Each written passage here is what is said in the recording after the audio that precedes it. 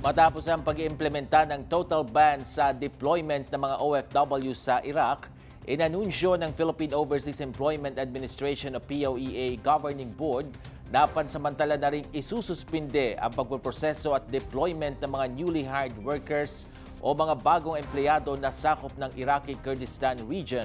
Ito dahil sa banta ng mapanganib na sitwasyon ngayon sa Iraq.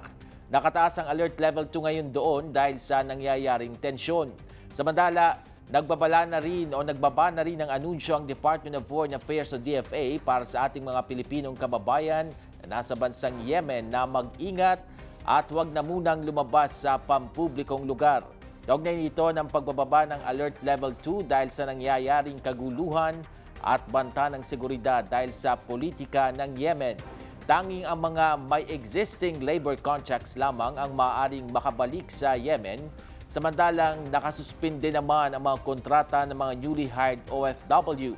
Pinapayuhan ngayon ang mga kababayan nating mga Pinoy na i-update ang kanilang registration sa embahada.